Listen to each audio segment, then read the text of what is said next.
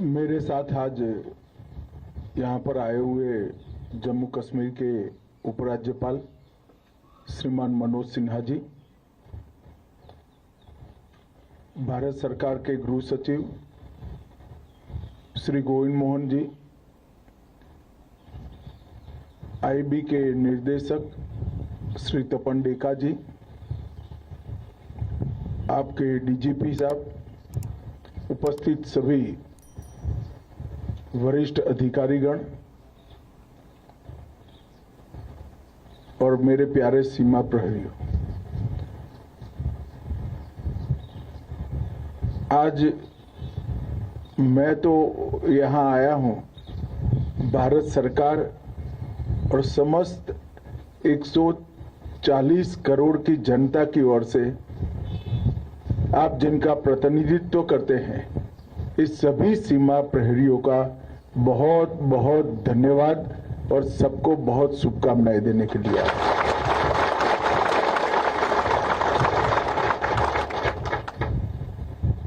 क्योंकि जब भी भारत की सीमा पर किसी भी प्रकार का आक्रमण होता है, चाहे वो ऑर्गेनाइज हो, चाहे अनऑर्गेनाइज हो, चाहे वो खुफिया हो, चाहे सार्वजनिक हो,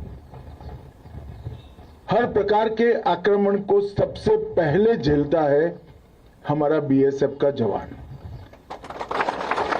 और उसमें कभी भी सीमा कहां पर लगी है वो नहीं देखा। रेगिस्तान हो, बर्फीली चोटियां हो, घना जंगल हो, नाले हो या पहाड़ी हो, कहीं पर भी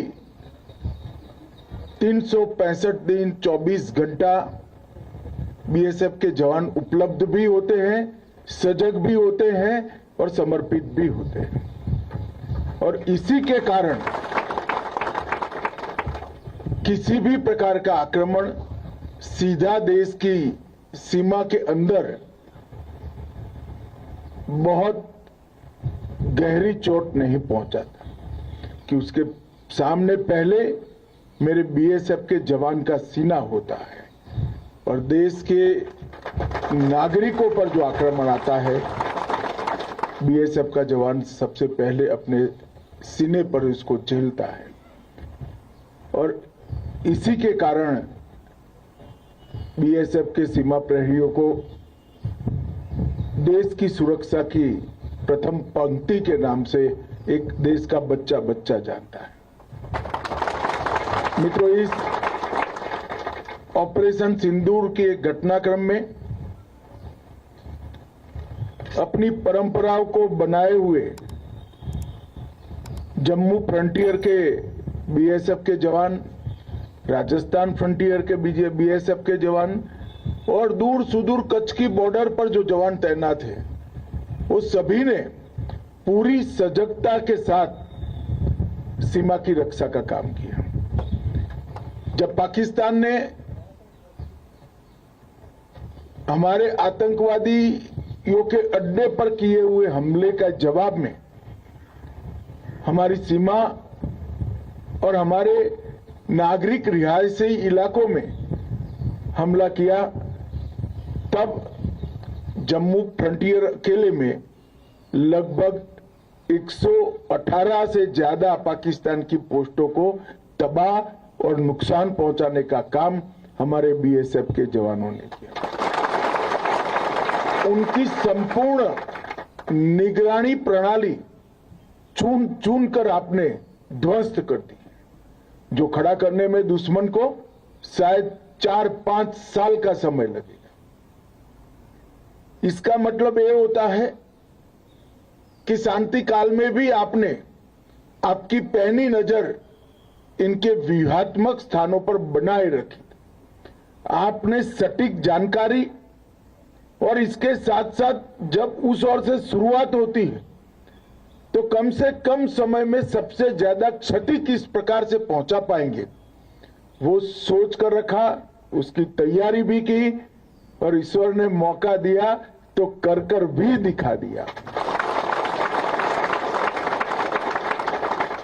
मैंने आपके डीजी साहब से मुझे जो रिपोर्ट मिली उसको बारीकी से देखा है सबसे बड़ा नुकसान अगर पाकिस्तान की साइड पर हुआ है तो उनकी निगरानी उपकरणों की क्षमता को ध्वस्त करने का हुआ है और इसके कारण एक लंबे समय तक वो संपूर्ण जानकारी वाली लड़ाई नहीं लड़ पाए। एक 3 दिन के समय के अंदर 118 से ज्यादा पोस्टों को नुकसान करना या पूर्णतया ध्वस्त करना, ये बहुत बड़ी बात होती है और ये बहादुरी तभी होती है जब देश पर गर्व होता है, दिल में देशभक्ति की भावना होती है और सर्वोच्च बलिदान देने का जज्बा होता है, तभी जाकर ये परिणाम आता है। मैं कोई लंबी बात करने नहीं आया हूं। आज पुंछ के रिहायशी इलाकों में जो गुरुद्वारे, मंदिर और नागरिकों का नुकसान हुआ, इनको मिलने आया था। देखिए, चाह होती है तो ईश्वर भी रास्ता निकालते हैं।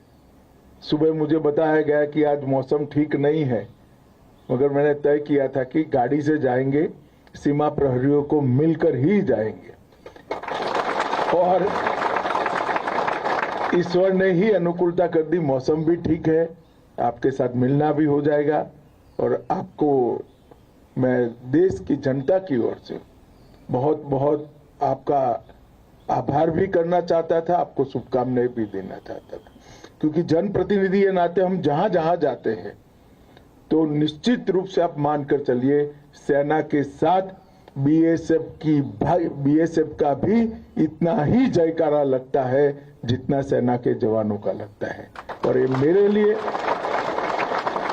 आप सबके लिए, आपके डीजी साहब के लिए एक गर्व की बात है कि बीएसएफ के जवानों का ये शौर्य, पराक्रम, समर्पण और बलिदान बच्चे बच्चे तक पहुंचा है। वो हम सब के लिए गर्व की बात है। फिर से एक बार आप सभी का बहुत बहुत अभिनंदन और बहुत बहुत शुभकामनाएं। नमस्कार। भारत माता की जय।